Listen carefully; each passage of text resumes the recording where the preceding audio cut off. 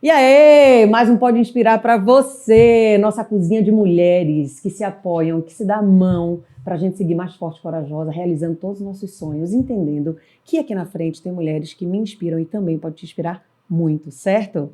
Sentada aqui à minha frente, eu tenho uma mulher incrível. Mas antes de iniciar esse programa, eu queria trazer uma reflexão que me veio na cabeça hoje de manhã, que é o seguinte: você tem uma chama que jamais pode ser apagada. Você tem uma coroa que jamais pode ser tirada. O que é que você está fazendo com esses dois super itens na sua vida para transformar e fazer valer essa trilha que acaba, que é a vida? Bom, aqui na minha frente, por isso que esse Pode Inspirar nasceu, porque eu precisava deixar para o mundo algo que me dava muita vontade no meu coração. E as mulheres que eu convido aqui são mulheres que me preenchem de alguma forma, ou eu tenho curiosidade, ou eu quero saber um pouco mais dessa vida, como ela chegou lá. Então acompanhe comigo, navegue comigo nesse mar de grandes emoções. Hoje a gente vai bater uma bola, literalmente, com uma mulher, amor, que quebrou barreiras e conquistou seu espaço em um dos ambientes mais desafiadores do jornalismo, que é o esporte. Ela não apenas narra jogos, ela narra histórias de superação, paixão, doçura, eu te acho muito doce, e muita garra. Nossa convidada é pioneira, é inspiração, é a voz feminina que ecoa em ambientes de homem, para nenhum homem botar defeito. Mãe de Antonella, à espera do seu segundo amor, gravidinha, essa amiga querida, colega de profissão, Ju Guimarães, amada. Olha como eu tô toda arrepiada. Você tá? Ai, gente, que presente estar aqui hoje, viu? E assim, uma abertura como essa, ouvir alguém falar de você dessa forma, tão genuína, tão natural, é um presente tão gratificante, porque às vezes a gente segue a vida, faz várias coisas, entra em vários segmentos e não tem ideia do alcance que a gente tem, né? Eu, às vezes, vejo nas redes sociais ou as pessoas que me param na rua, mas ouvi de você, essa mulher que eu admiro há tantos anos, né? Que é uma pessoa que já passou por tantas áreas e fez tudo tão bem feito. Tudo que você disse agora, um presente para começar o dia. Ah, Ju, que abertura linda também. Obrigada, obrigada. Eu acredito muito nessa força que a gente tem descoberto ultimamente, que é de enxergar o valor da outra mulher, né? A gente sempre foi muito treinada, Saber talvez. elogiar, né? A gente, não sei se é treinada, a gente foi condicionada nesse mundo de rivalidade. que a gente precisa ser rival, que a gente, né, que a gente compete. E como a gente fica mais forte quando outra mulher olha para você e fala: como você é bonita. Isso. Como você me ajudou, como você é incrível, como... Então, que bom, obrigada também por essa abertura. Eu sempre tive essa facilidade, talvez Eu também. por ser muito assim, família maternal, de falar para as pessoas próximas a mim o quanto eu admiro, o quanto eu gosto, as amigas, eu te amo, você tá incrível, ó, isso não tá certo, faça assim que vai ser melhor. Tá. Eu acho Ju, que isso ajuda o mundo. é verdade. O Ju, eu não enxergo só como maternal, não. Eu enxergo por estudar e ensinar a autenticidade. Eu acho que a pessoa precisa estar muito entendendo quem ela é. E precisa ter uma bagagem bem autêntica para conseguir enxergar beleza no outro. Verdade, Né? perfeita Parabéns, a linda. sua definição. Deixa eu te dizer, é por isso que ter você na televisão como uma jornalista apresentadora, para mim nunca foi uma concorrência. Primeiro porque eu olhava para aquela mulher, amor, falando de futebol, e eu falava: eu não chego lá nunca, porque eu não sei dizer o que é um impedimento. Eu só sei dizer o que é gol. Sim, Mas você tá vendo ali a vibração. E vibro junto. Ju, eu costumo querer entender um pouco de onde chegou, de onde vem Ju. Ju é maternal, Ju vem de uma família, mas quem é Ju e por que ela foi parar no mundo do futebol, no mundo de homem? Como aconteceu Eu isso? tenho duas vertentes na minha família, né? A da minha mãe e do meu pai, que são mundos bem distintos. Minha mãe veio do interior da Bahia, uma cidade no sertão, no norte, chamada Uauá, que é bem pequenininha, né? E eu digo que lá são as minhas raízes, porque lá eu me enxergo, eu me encontro, foi onde eu passei minhas férias de infância, e a família do meu pai, que é mineira, e meu pai, radicado na Bahia, ele veio para cá trabalhar com a irmã dele, Tia Arilma, que foi um sucesso. Tia Arilma, é sua Arilma é tia? minha tia. Mentira! Juliana, nunca soube. Eu sou sobrinha legítima, né? Porque ela é tia de todo mundo. Da Bahia toda, né? Eu sou a sobrinha de Tia Arilma. Meu Deus, que incrível ter essa tia dentro de casa. Nossa, ela... E aí eu vou chegar lá, né? Porque eu tenho esse lado da família da minha mãe, que é da força das mulheres, que são todas. Minha mãe, eram 12 filhos, né? Minha avó teve 6 homens e 6 mulheres. As mulheres sempre deram baile, sabe? Aquela coisa assim. E puxaram isso dela, porque a minha avó teve uma história difícil, meu avô foi embora, largou ela com os 12 filhos e ela criou todo mundo. E as mulheres todas muito fortes, vibrantes, aquela coisa de tomar frente, fazer e acontecer. Eu sou daquelas que sou independente, não gosto nem de pedir ajuda, vou, faço, resolvo, dirijo, pego estrada, sabe? Aquela coisa. Sim. Isso eu puxei muito da sua família materna. Minha família materna. Ironicamente, da sua família materna. E do lado do meu pai veio esse lado da profissional. Por quê? Sobrinha de Tia Arilma, meu pai sempre trabalhou com televisão, mas na parte de bastidores. Meu pai era diretor de TV, né? Pequena eu ia com ele. Ele trabalhava aqui na TVE, eu lembro que eu ia com ele, ele deixava eu apertar os botões, então aquele universo sempre me fascinou. A gente foi morar em São Paulo, crianças, porque ele foi dirigir o programa da Mara Maravilha. Não, Juliana, eu não tô sabendo de nada disso, dessa sua vida. Que foi revelada por Tia Arilma, né? Então, eles tinham uma ligação muito forte. Eu morei em São Paulo por, 6, 7 anos e vivia nesse universo de televisão, porque o carro do SBT ia pegar a gente na escola para levar para as gravações. Então, eu amava aquilo tudo e aquilo tocou em mim. Eu falei assim, é isso que eu vou fazer na minha vida, eu vou fazer televisão. Ou seja, você já descobriu desde esse criança. Desejo desde muito cedo. E aí eu ficava fazendo as perguntas para meu pai de como era tal. E quando chegou naquela fase de escola, meus colegas até hoje falam, não, ela já falava na escola o que ela ia fazer. Falava, vou fazer jornalismo e vou ser jornalista esportiva, vou apresentar um programa de esporte, porque falta uma mulher aqui em Salvador. E assim eu fui, entrei na faculdade. Uau. Eu assistia muito, na época era Paulo Cerqueira e Chico Queiroz, uma dupla, Eliseu Godoy e Rui Botelho, e eu olhava, falava assim, ó, falta isso, falta aquilo, eu vou fazer isso um dia. Hoje são meus amigos e eu falo para eles, né? Eu falava, eu assistia vocês em casa, eu, adolescente.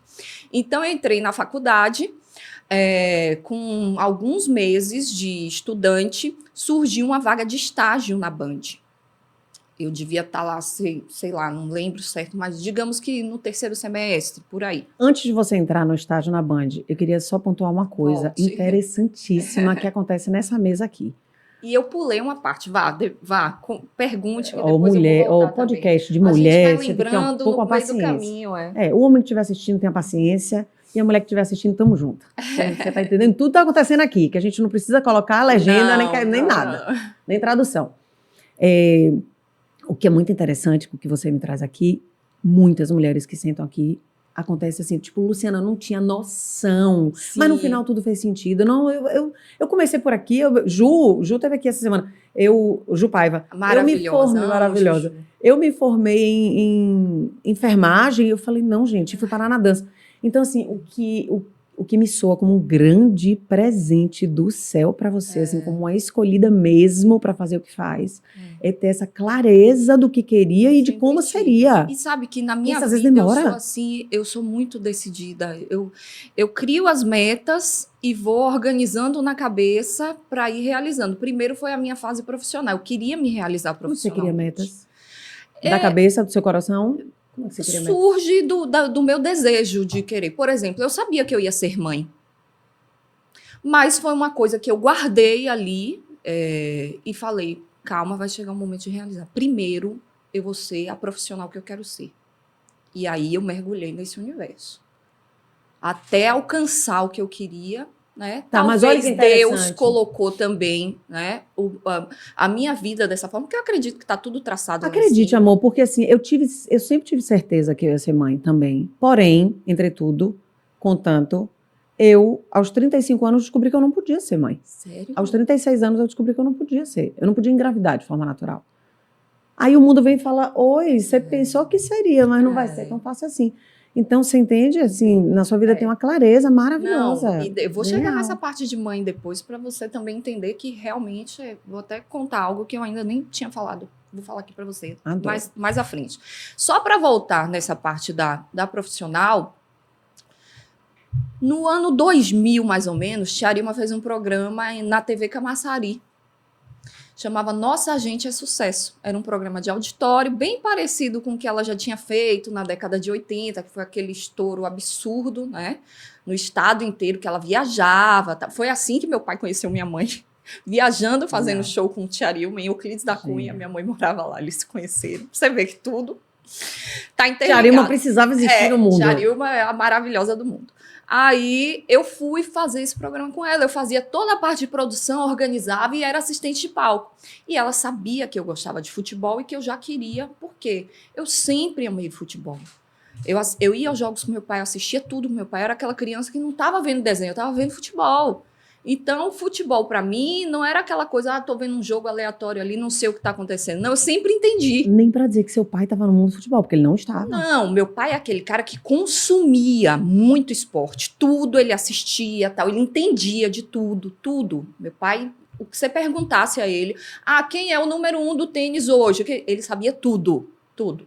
E do futebol também. Então, eu tava ali com ele, né? Respirando. E aí eu tinha essa certeza. Aí Tia Arima me botava para fazer comentáriozinhos, tal, no programa. E aí, como tá esse Bahia e Vitória? Então, aquilo ali foi uma escola para mim gigantesca, porque eu fazia um programa de auditório ao vivo com ela. Então... E sendo criança, muito Não, eu devia ter uns 15 anos. Até hoje, isso...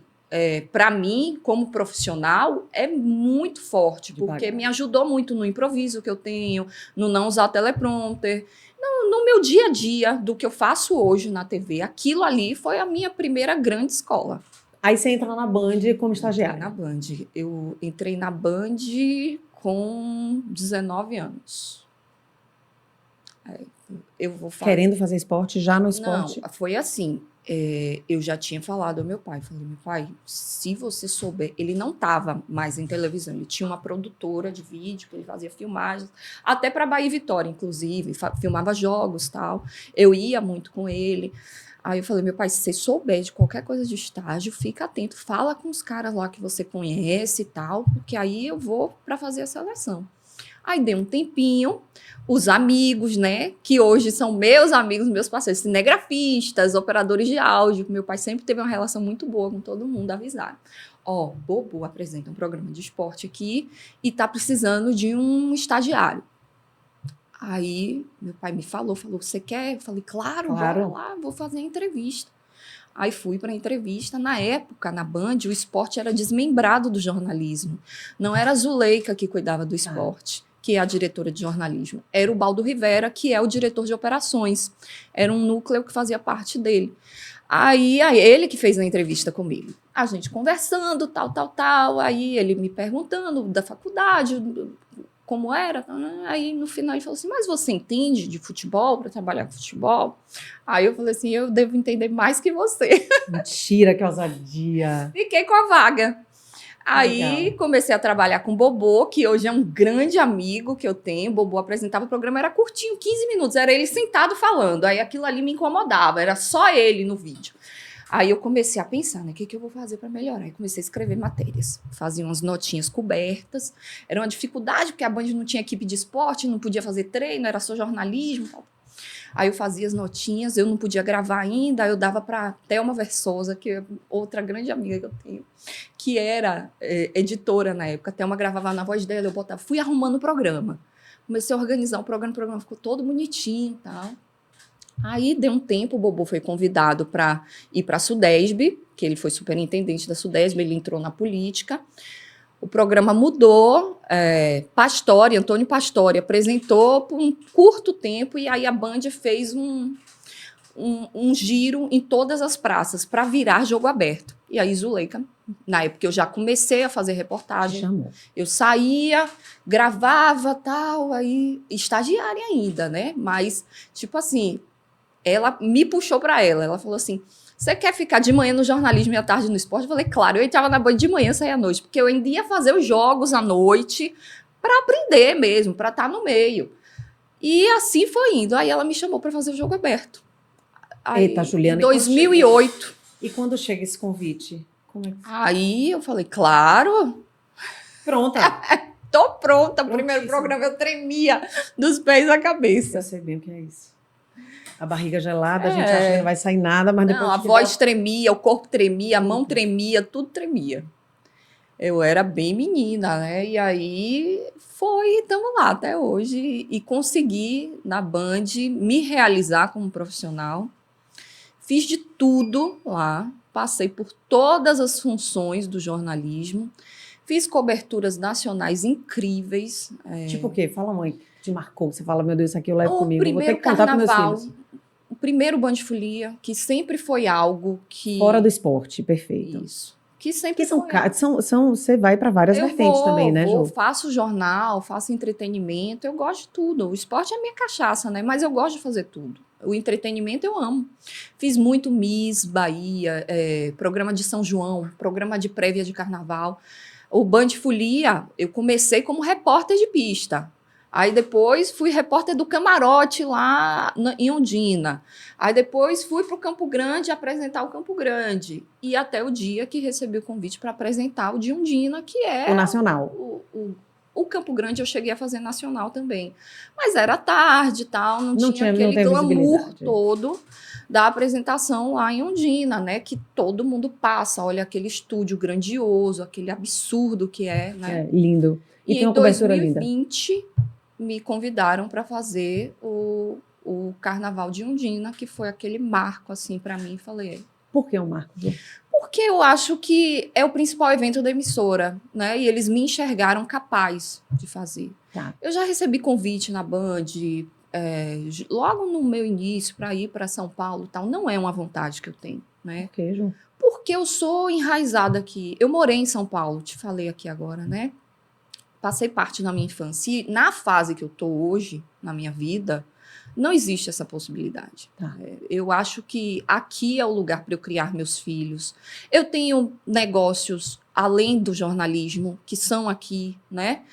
Tem meu marido, que eu acho que ele toparia. Ele toparia, porque ele tem farmácia lá também. Vamos entrar em outras coisas, mas deixa eu terminar, porque minha cabeça, eu e minhas gavetas, se eu não fechar, amor, fica aberta, eu fico olhando para ela, pensando em outra Querendo coisa, falar. e ela tá falando, eu não tô entendendo nada. É um horror.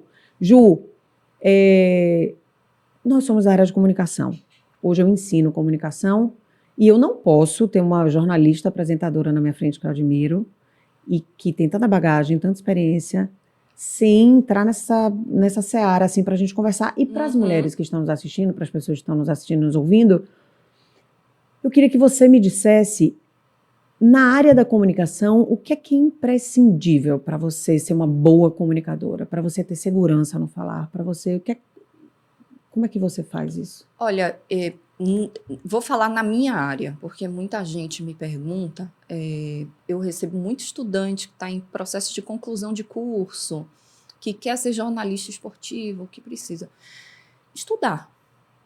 Eu acho assim, se você se propõe a fazer algo, você tem que tentar fazer muito bem feito. Se você quer ser uma jornalista esportiva, você tem que saber do que você vai estar falando ali. Perfeito. Senão, você vai ser mais uma na multidão. E sendo mulher, o desafio é muito maior. Quando eu comecei, várias vezes eu olhava ao meu redor, só tinha eu de mulher. Mas eu era ousada, eu chegava na coletiva e falava, não, a primeira pergunta é minha, tal, porque assim você vai se impondo. O cara vai olhar ali e vai falar, ela sabe o que ela está fazendo. Ok. Então essa segurança, o que eu tive foi porque o meu conhecimento me deixava numa zona de conforto, de saber, olha, se alguém chegar aqui e me fizer uma pergunta, alguma coisa, eu sei do que eu estou falando. Perfeito. Maravilhoso.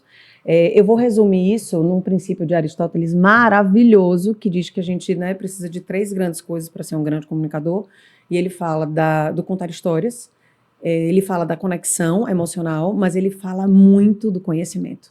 Então, é muito bom quando a gente estuda comunicação, quando a gente ensina comunicação, mas quando a gente ouve também da boca de uma outra profissional, que não só sou eu, que eu estou dizendo ali, ó, Sim. precisa saber do que está falando. Isso. É como se fosse você chancela o que o estudo mostra, né? Aham. Que não adianta você querer ser uma boa comunicadora para qualquer assunto, se você não tem domínio do que Perfeito. você está ali falando. Maravilhoso. E aí tem o outro ponto, né, Lu? Porque para você trabalhar com vídeo, por exemplo, né, você tem que ter ali o traquejo, o saber improvisar, o saber que você tá ali do nada, o diretor pode chegar no seu ponto e falar, não chama nada, porque a ilha travou, caiu tudo, segura aí.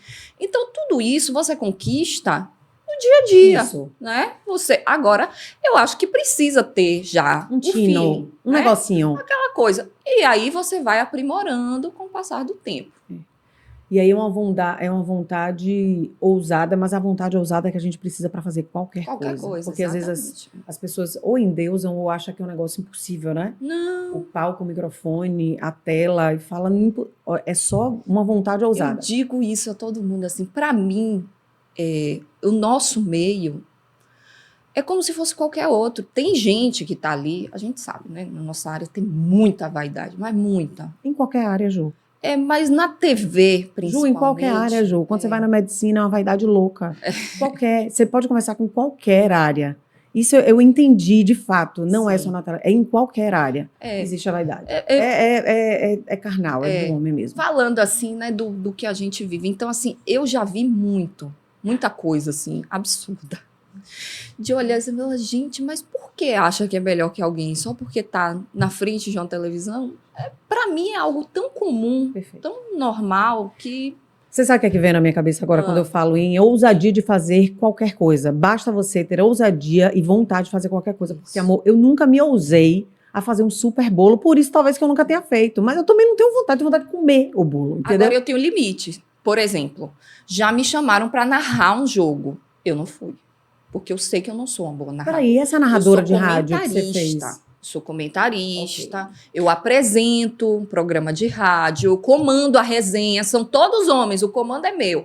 Agora, o jogo, a bola rolando, eu não vou narrar, eu vou comentar o jogo, eu vou reportar, porque certo. Eu sei até onde eu posso ir. Eu acho e até que porque você não teve a vontade de fazer. nunca quis ser. Também nunca quis tentar, na verdade. Né? Não foi, Mas eu acho que tem isso também, de você saber, ó, isso aqui, não, pra mim, eu acho que eu não vou fazer legal, não. Vou preferir fazer assim, que eu acho que eu vou fazer melhor. Show.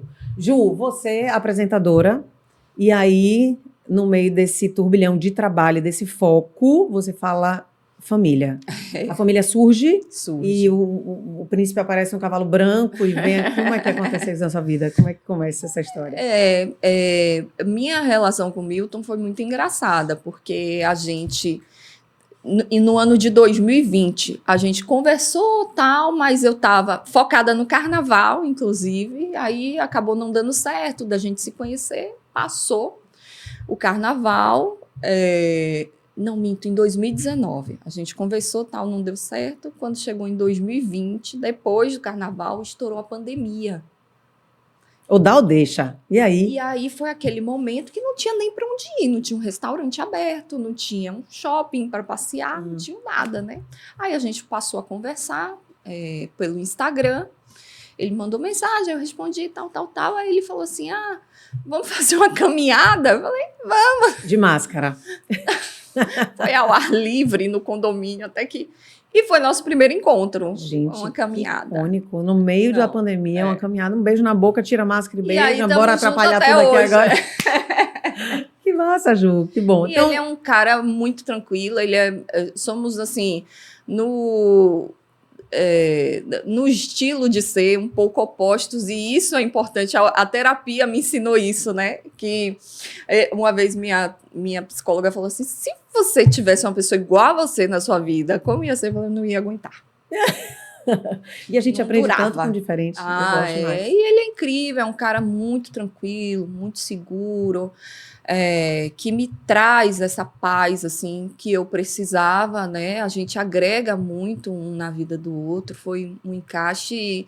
E logo no início a gente conversou para casar, para fazer cerimônia e tal, mas aí eu perdi meu pai, foi algo muito traumático na minha vida. Muita dor.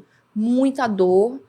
E conversei com ele se isso o incomodaria, mas que eu não queria mais fazer cerimônia, fazer festa, entrar em igreja, porque para mim não fazia sentido entrar sem meu pai. E ele super entendeu, concordou, a gente casou no civil, só eu e ele no cartório, nem levei Você acredita que eu casei assim também? Aí ele, mas quem vai assinar? Eu falei, eu chamo alguém lá na hora. Tinha um pessoal que ia casar, eu falei, você pode assinar aqui para mim como testemunha? Aí peguei 2 mulheres, assinaram pra gente como testemunha. Juliana, a gente tem um episódio bem parecido. Foi, Meu você primeiro, fez assim também? meu primeiro casamento foi lindíssimo e não Ah. deu certo. O segundo foi assim, ó, desse aí que a gente precisa casar. A gente precisa, bora. Porque precisa, a gente já tá Sim, morando junto, tá errado sim, isso aqui, é. então bora ajeitar.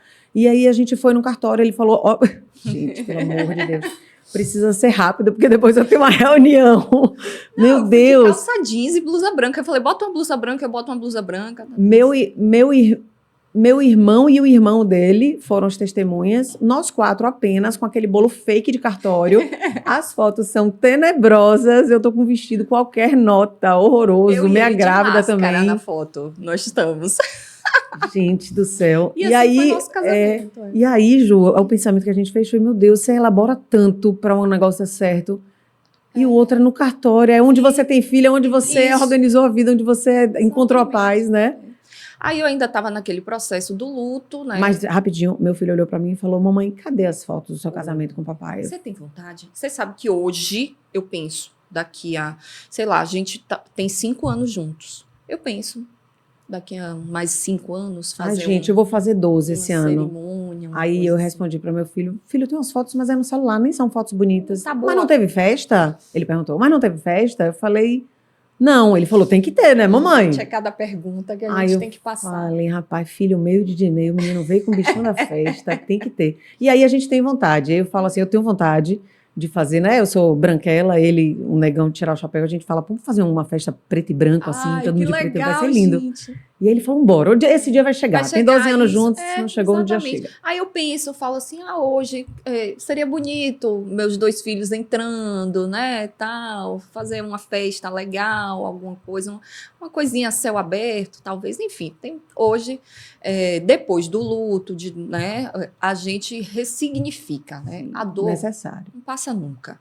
Você guarda ali, né, e vai administrando isso. É muito difícil. Então, quando eu casei no Deixa eu civil... voltar pra dor. Pode voltar. Bora na dor rapidinho? Bora. Eu perdi meu pai também. Um grande amor da minha vida, grande amigo, grande mentor, conselheiro. E perdi de uma forma... Foram 16 anos de degeneração cerebral. Então, foi bem... ou eu aprendo com isso aqui. Foi duro. E eu acho que a dor a gente ressignifica, mas eu acho que ela vai diminuindo, você não acha, não? Assim, vai tomando outra forma, vai virando outra coisa. No meu caso, foi muito abrupto. Meu pai trabalhava comigo, eu via meu pai todos os dias, era o grande amor da minha vida. Quem conviveu com a gente e viu de perto, fala, era uma coisa assim, uma relação que veio de outras vidas e que a gente ainda vai se reencontrar. Certeza. Eu tenho certeza disso. Nós nos entendíamos no olhar, era aquela coisa assim. Então foi algo absurdamente abrupto. Em 2 meses meu pai se foi, a gente descobriu um tumor. Ele nem soube, na verdade, o que ele tinha. Na verdade, ele não morreu da doença, ele teve uma infecção depois da cirurgia e aí os antibióticos não combatiam. Eu larguei minha vida para viver dentro de hospital com ele, porque somos em 3 filhos, mas como minha irmã morava fora e meu irmão homem, tá? E ele muito ligado a mim, ele só queria que eu ficasse no hospital com ele. E aí eu na frente dele, né, aquela fortaleza, pai, vamos fazer isso, aquilo, tal. E quando eu saía, desmoronava, acabada, eu chorava, eu gritava, eu me jogava no chão, eu conseguia entender. A dor é Porque física, né, Ju? A dor é física. E aí, por que aquilo estava acontecendo? Se o mundo era tão lindo, minha vida tão tranquila, estava tão feliz, num momento maravilhoso. Por quê? E o que é que você entende? meu Por pai. quê? O que é que você entende hoje? Eu demorei, assim, esse processo de aceitação e hoje Eu sei que os nossos planos são muito diferentes dos de Deus. Eu sei que o ciclo dele aqui foi concluído com sucesso, porque ele criou os 3 filhos, ele foi um super pai, ele foi um baita profissional e um amigo, um filho, um irmão amado por todos. Até hoje, as pessoas me param para falar do que ele deixou de legado, que foi tudo que ele plantou. O quanto ele ajudou de gente, coisas que eu nem imaginava. Pai, se eu tô aqui hoje é por causa do seu pai, ele que me colocou, ele que me ajudou, ele que me ensinou. Ele era muito generoso. Então, assim, aí eu parei e falei assim, poxa, eu vivi com meu pai intensamente esses anos todos, porque desde criança eu era muito colada nele. Até a vida adulta. Meu pai passava todos os finais de semana na minha casa. E outra, ele não ia aguentar ficar sofrendo com uma doença. Então, ele era muito vaidoso, sabe? E fisicamente ele não tinha nada, viu? Você olhava para ele, foi uma surpresa muito grande, porque ele estava inteiro. Foi algo assim. Então, hoje, o meu processo é cicatrizar as minhas feridas de todo o período de acompanhante de hospital, que é muito duro. Muito duro. Muito. Você sabe que eu penso até em escrever um livro um dia, mas é muito duro. Vou falar um negócio, vou aproveitar um negócio. Eu tive um pai que degenerou por longos 16 anos. Eu tenho te ouvido aqui agora e tem um projeto maravilhoso, conheçam, por favor, conheçam, de Marta Luzbel, se chama Bengalas. É um projeto, deem Google, faça qualquer coisa, esse é o momento, acabei de me lembrar. É um projeto que cuida de pessoas que cuidam de pessoas mais idosas ou pessoas que precisam, né, de ajuda mesmo. Sim. Ou de acidentes, enfim, mas Bengalas é um projeto que cuida das pessoas que cuidam. Porque o que é que a gente fala que a gente sempre se importa e tem um olhar sensível apenas para o doente ou para quem está ali. E você não adoece junto. Muito. Então é um projeto genial, maravilhoso, com muitas instruções, que também é um momento que você fica assim, para onde eu vou, o que é que eu faço, para onde ir. Sim. Então, mentalmente e fisicamente. Eu, por exemplo, emagreci mais de 10 quilos porque eu não conseguia comer, eu só sofria. E aí todo mundo ao meu redor com medo de eu adoecer também, de ter alguma coisa grave, né? Mas eu não conseguia sair daquele universo. Minha mãe, Milton, meus irmãos tentando, e eu, não, me deixe, porque eu tô vivendo para meu pai, eu vou tirar ele daqui. Na minha cabeça, ia dar certo. Ai, Deus organizado, manda Antonella. Aí, antes de Antonella, teve um outro baque. O que aconteceu? Eu passei pelo processo de luto, eu conversei com o Milton, não tem possibilidade de engravidar agora, eu preciso... Fiquei um mês muito mal, deprimida, tive que tomar antidepressivo para voltar, né, a entender, a aceitar esse universo sem meu pai. Porque por mais que eu tivesse um monte de gente ao meu redor, eu me sentia sozinha. Foi algo muito louco, né? E aí, fui guardando aquilo ali e tal, voltando, entendendo, aceitando. Hoje, né, eu olho assim, sinto muito, ainda choro, normal, as lembranças, mas falo e lembro todo dia, isso me ajuda muito. Aí, quando resolvi, falei, agora vamos, né, engravidar, tal, acho que tá na hora, meu relógio biológico. Primeira tentativa eu engravidei.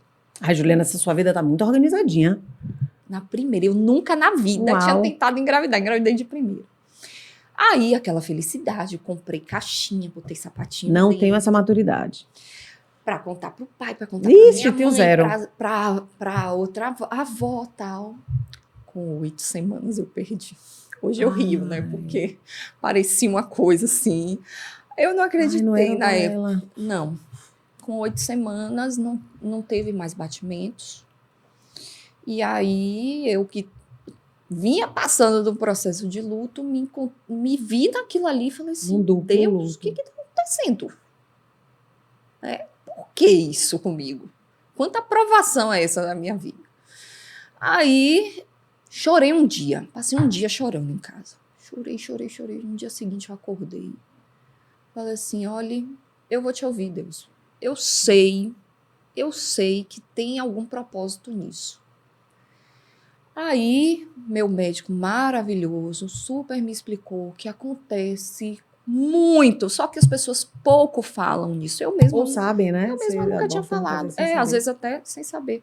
No meu caso, ele, não, Ju, você vai expelir naturalmente e tal, tal. Eu fiz uma viagem, fui para São Paulo, já estava programada, passei um fim de semana, tive um sangramento forte. Ele, não, liguei para ele, toma Buscopan. Quando eu cheguei, eu estava tão assim, tranquila já, que ele que me ligou.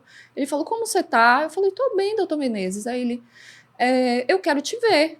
Eu falei, tá bom, amanhã de manhã eu vou aí. Fui no consultório, quando ele passou o ultrassom, olha o saco gestacional lá no lugar. Juliana. Aí eu tive que fazer. Aí voltou de novo o sentimento, né? De, ai meu Deus, estou grávida sem tal. Porque tava, mas estava sem batimento realmente. Aí tive que entrar na emergência, fazer um. Aí ele falou: Procedimento. vá para emergência, diga que você está com aborto retido. Quando você internar, eu vou para lá, meu médico, né? Porque se a gente for pedir autorização do plano, demora mais. Tá? Aí eu falei: não, quero fazer logo, porque é uma sensação horrível de estar grávida sem estar. Né? Aí fiz o procedimento. Chorei de novo, né? Porque você entra no hospital, aquela sensação ali. Aí acordei no centro cirúrgico, chorando, gritando, porque eu sonhei que tinha dado um problema. E aí eu pegava na mão dele e falei, me conte, me conte. Aí ele, tá tudo bem. Foi tudo tranquilo, você pode engravidar mês que vem já. Aí eu falei, tá falando a verdade? Ele, tô. Aí eu relaxei, fizemos a biópsia. Tinha uma formação. Uau. Que eu teria um problema grave ou nasceria com um problema grave e não iria para frente ou ia abortar. Aí ele virou para mim e falou, tá vendo que foi Deus? Ele é organizado. Aí eu dei um tempo, eu falei, não, mês que vem é demais para minha cabeça também. Né? Vamos dar um tempo, vamos curtir um pouquinho, vamos fazer uma viagem, tal. Tentei, Antonella, um mês não veio, no segundo veio Antonella, que tá aí. E aí está hoje. Ai, gente, Delícia. tem coisa melhor no universo, Lu? Não tem, gente. Não tem. Meu Deus, não tem. Eu não quero outra coisa da minha vida, não ser babar meus filhos, agora com o outro aqui, mas... E, Juliana, o outro você acha que é menino? Não, é porque... Sim, Juliana. Quando é esse chá revelação? Dia 6 agora. E, meu Deus, esse programa tem que ir pro ar antes. Antes. Juliana, eu tô achando... Juliana, então, na edição, vocês vão colocar lá. Você viu esse exame, Juliana? Não vi, não. Eu sou... Olha, não tem graça fazer chá revelação se você todo tiver mundo visto. fala, como é que você aguenta? Porque, assim, eu tenho a senha lá tá do com quantas laboratório. semanas? Vou entrar na 15ª. 4 meses, né? Tá. E aí, foi como a Antonella também. Eu fiz a sexagem, mando para minha irmã a senha e não olho. Eu não olho. O outro. Oxi, saiu um negocinho aí, não, viu? eu falo outro, né? Porque Bebê, outro bebê. Bebê, isso. Mas, não é outra criança, é outro bebê. No de Antonella, eu não arrisquei palpites. E não é preferência, viu, gente? Porque mãe não tem preferência. Quer dizer, tem umas que Mais ou menos, eu não tinha preferência, mas eu tinha certeza que ia ter menino. No primeiro e no segundo. E quando eu cheguei no médico, ele fez assim...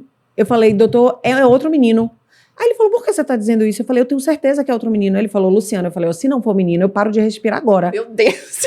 Aí ele virou, juro, aí ele fez assim, oxente, então vá se organizando aí, tem uma grande possibilidade de ser menino. Aí eu, rapaz, meu mundo caiu, voltei pra casa agoniada, aquela barriga, eu só podia voltar lá nele, eu acho que era 1 ou 2 semanas, então eu fiquei com 2 semanas com aquela barriga, no meu coração, certeza que era um menino, mas ele disse que podia ser uma menina, e as pessoas me perguntavam, menina, e eu falava, então, eu queria dizer, é menino, mas como médico, eu falava, então, é porque pode ser e tal. Quando eu voltei 2 semanas lá nele, que ele fez, como é o nome do garotão? Aí eu falei, hã? Deus. Aí ele falou, é um menino. Eu falei, doutor Marcelo. Que Marcelo Reis? Mentira. Faleceu. Me arrepiei tudo. Maravilhoso. Grande amigo meu. Ele foi eu amava. Era meu médico. E quando eu tive Antonella, e meu médico hoje também é maravilhoso, o doutor Carlos Menezes, amo, uma referência perfeita. Mas o doutor Marcelo era muito meu amigo. Ele fez o parto dos meus 2 sobrinhos, que são meus filhos, né? Os meninos, Enzo e Biel. Eu só não parei, Delícia. mas são meus também. E ele falava, você precisa ter logo. E aí aconteceu aquilo tudo, né? Que pessoa incrível era. Maravilhosa. Tá aí um negócio que eu falo assim com meu marido. Não dá pra entender. Que legado, velho. Mas que legado, que história. Não, ele é bom deixar a história. Eu amo. Incrível, como ele foi lindo. Sim, E aí voltando pra caixa.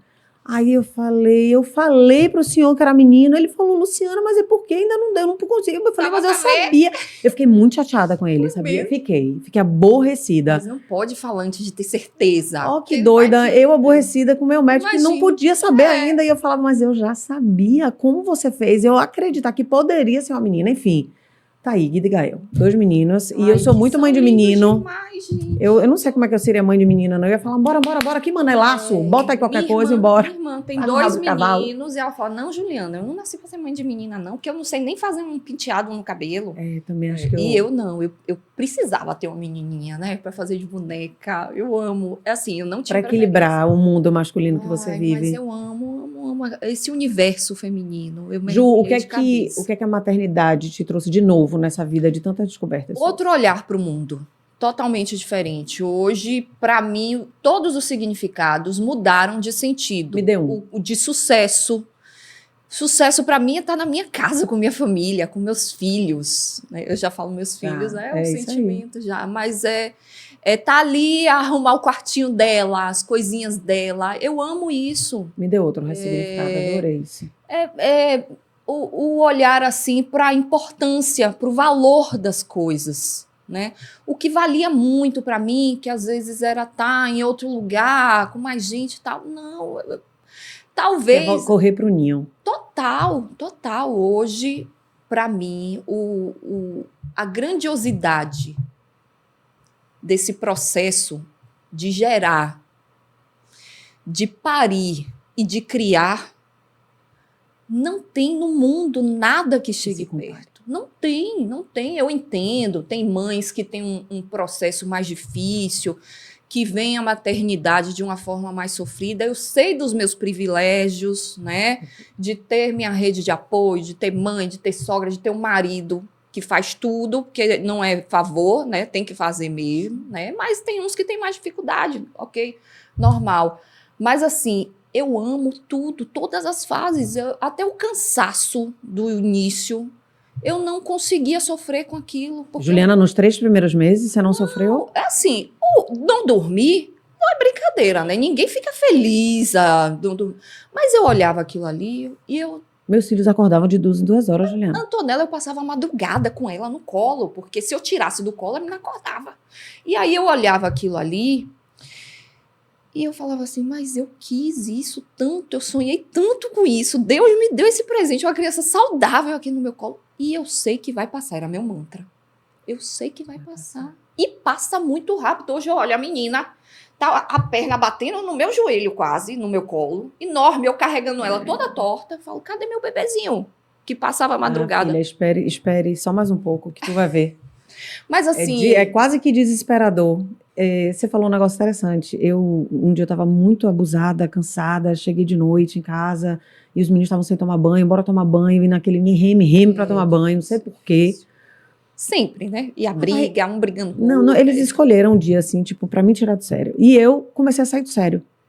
E aí eu tava no banheiro, assim, tipo, na hora de tomar banho, Gael, eu falei, eu quero fazer cocô, isso é hora de cocô, Gael. E aí eu nervosa ali na porta do banheiro, e aí é como se eu ouvisse, sentisse, alguma coisa aconteceu comigo. E a mensagem que eu recebi na hora foi, transforma esse momento em algo mágico, porque vai passar. Isso. E aí na hora eu olhei aquele banheiro, eu olhei aquele menino no vaso, eu olhei o outro sem roupa, dizendo que não queria tomar banho, eu falei, acabou, vai passar. E aí eu peguei... Você saiu e olhou por fora. Meu amor, né? aí tipo assim, eu falei, quem vai tomar banho sou eu, e eu nunca tinha tomado banho no banheiro deles, para eles, sempre é eles comigo olhando. Aí eu falei, então tá, filho, olha, enquanto você tá aqui no vaso, mamãe vai tomar banho, a gente vai cantar uma música, a gente vai conversar, tal, não sei o quê. Entrei no banho, Guido chegou, foi uma magia, assim, diferente, foi um negócio tão... Guido chegou e falou, mamãe, você nunca tomou banho aqui. Oh, meu Deus. E aí a gente tomou banho os 3 juntos num negócio, assim, de um box de solteiro. E eu enxuguei, eu me lembro que esse dia foi muito mágico, eu abaixei assim, peguei o corpinho deles assim, fui enxugando com a toalha, e eu olhava aquela perninha, aquela bundinha, aquele negocinho, aquela barriguinha, eu falava, isso aqui vai crescer, isso aqui vai passar, eu não vou ter mais esse momento. Isso. E foi mágico, e Guido registrou, E ele virou e falou assim, mamãe, que noite muito legal. Eu falei, meu Deus. Não tem preço Foi ouvir incrível. uma frase. Dá pra fazer isso todo dia? Não dá. Não. Mas E assim, quando dá, é incrível. gente, é natural. Tem dia que é mais difícil, que você tá mais estressado. Teve um dia complicado no trabalho. A gente trabalha fora também, né? Não é fácil. Mas tem coisas que eu não abro mão. Eu não tenho a ajuda desde que ela nasceu à noite. As noites dela são comigo. Eu durmo, eu espero. Hoje o sono, graças a Deus, melhorou, porque eu demorei muito de desmamar. Mamou até 1 ano e 6 meses. Arrasou. Foi a única coisa que eu queimei a língua, viu? Porque antes de ser mãe, eu criticava, eu falava assim, gente, esses meninos cheios de dente, pendurado em peito, já falando, já correndo. Não, isso não tá certo. Ó, Oi. É, minha filha, ser Antonella mãe é dando pagar em a minha língua. cara, Pepe, eu tome. Ser mãe é pagar a língua. Ju, É. eu amaria conversar com você aqui um montão, mas nos cruzaremos na vida. E eu estaria te assistindo, também te acompanhando. Mas antes da gente terminar, eu queria que você deixasse uma frase de inspiração, ou uma história de inspiração, ou um livro de inspiração, algo que te inspire para que a gente deixe para essas mulheres, possíveis mães. Qual a mensagem que você deixaria, que você quer que fique para o mundo, assim, como um legado? Eu acho que eu vou deixar exatamente uma mensagem. Não é nenhuma frase, ou livro, ou filme, não. É uma mensagem que o mundo está muito difícil. A violência absurda e desmedida que a gente vive, né? A gente está meio acuado, né? Não sei se vocês têm esse sentimento, eu tenho. Principalmente depois que a gente vira mãe, né? O que vai vir para os nossos filhos, né? Principalmente quando não estiver mais aqui, né? O que ele vai enfrentar se hoje já está assim, tão complicado? Então, eu acho que a gente tem um propósito muito forte aqui, que é tentar melhorar, fazer pelo outro, olhar o outro, trazer bons sentimentos para o universo, né? Emanar boas energias, ensinar coisas boas, bons propósitos, formar bons cidadãos. Eu acho que a gente tem essa missão na vida, né? De o filho olhar para o coleguinha que seja diferente e não ver essa diferença, porque é a gente que passa isso para eles. Então, a gente precisa realmente trazer mais amor, trazer mais paz, mais união. Às vezes parece piegas, mas não é real, né? Tem muita gente cruel, então a gente precisa tentar amenizar esse universo dificílimo de coisas tão pesadas que a gente está vivendo. Com um olhar de amor pelo outro. A gente começou falando disso. Fechamos. Exatamente. Ah, que lindo! Obrigada, Ju. Tão maravilhoso estar aqui com você. Eu amei. Obrigada por ter vindo. Obrigada, eu sei, grávida, corre. A cabeça, tudo acontece de uma forma meio diferente. A gente Deus te abençoe. entende um horário e vem outro. Que Deus te abençoe, que sua família seja linda, Amém. cresça com saúde e proteção. Amém. Certo? Você é uma inspiração em todos os sentidos, né? Como mãe, como profissional. Cada vez mais linda. Eu entrei aqui e falei, vem cá. Que faz, hein? Porque parece uma boneca e não muda. Os anos passam e ela tá ali intacta. Ju, você também, amor. Mas a gente tá ficando boa como vinha, amor. Eu falei pra você, eu recebo elogio, porque antes eu tinha problemas, mas agora eu entendi que receber elogio é se permitir viver o que Deus organizou pra gente viver. Entender nosso lugar no mundo, né? Que a gente tá aqui pra isso. Obrigada por esse convite, por esse momento de troca aqui. Tão gostoso. Tô me sentindo, sabe como? No sofá de casa. Pois então, batendo papo precisamos. com uma amiga. Eu vi você com Sica lá no shopping. Eu falei, quase que eu chego da próxima, Bora! me chame. Me chame. Fechado, amiga. Certo? Bom demais te ver. Um beijo pra sua cheiro. família linda, aqueles meninos. Ave Maria, que mistura, viu? Então, é uma mistura, uma família colorida. Coisa linda, meu Deus do céu. Tô crescendo. E aí, vamos ver se vem menininho ou menininha. Eu tô achando que é meu palpite é menino. Eu tô com esse sentimento. Tô sabendo, tô dizendo. Porque tá diferente da primeira, tudo diferente. Então, né, vamos ver. Mas o que vier, mamãe vai amar demais. Você vai amar o mundo azul, amor. Você vai amar, é uma loucura. É uma loucura. Você vai ser a princesa maravilhosa, incrível do castelo de Grayskull. Como é bom. Beijo, gente, obrigada. Um beijo, Ju. Minhas mulheres amadas, mais um Pode Inspirar para você. Essa foi Ju Guimarães, minha amiga querida, uma mulher talentosíssima, de um coração massa e com a mensagem de trabalhe seu olhar de amor para os outros e com o mundo. Um beijo, fiquem com Deus, até a próxima.